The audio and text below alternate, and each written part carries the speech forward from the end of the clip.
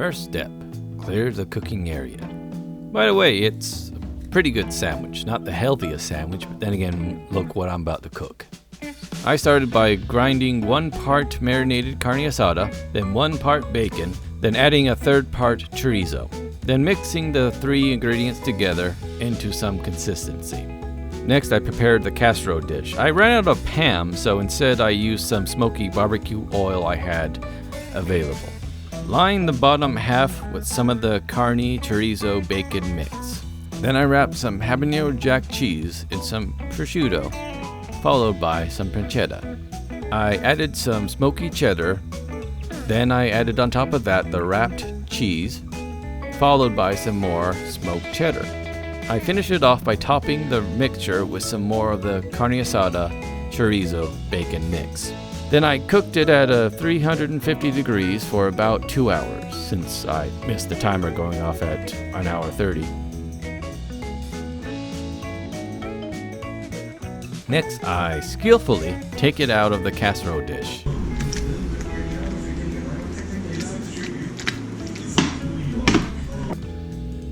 As I said, skillfully take it out. Like a pro. And don't worry about the extra bit.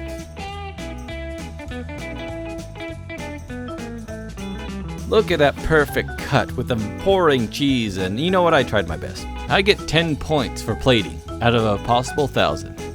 Reporting live on how good it tastes. It's me from a different time on a different microphone. Okay. Obviously didn't hold together like I hoped it would, but it's pretty good.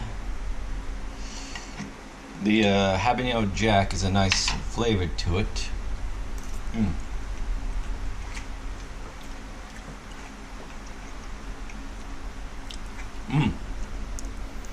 Pretty good.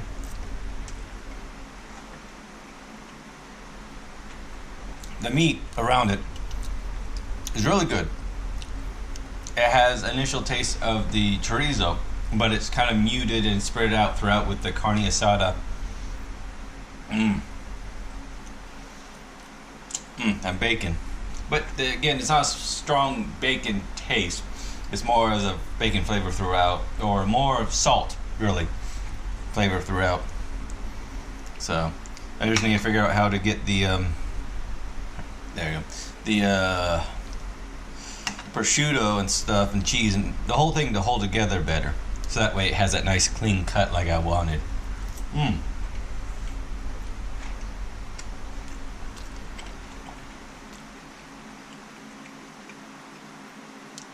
But if you do that one bite like that with everything in it,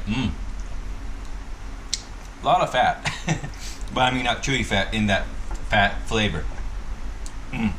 So a lot of bacon, salt, goodness taste between the prosciutto, pancetta, and the bacon throughout the whole mixture. With, again, an overlying kind of a layer of spice from chorizo and the Habanero Jack mixed in. So, next time I'm just going to try wrapping the Habanero Jack in prosciutto pancetta, then breading it and deep frying it. So, look forward for that. Actually, the Habanero Jack adds a nice flavor contrast to the bacon saltiness that is everything else, with a little bit of salt, spicy milkiness. So if I can get this spread evenly, it'd be perfect. Oh well, maybe next time I go back to making a Juicy Lucy.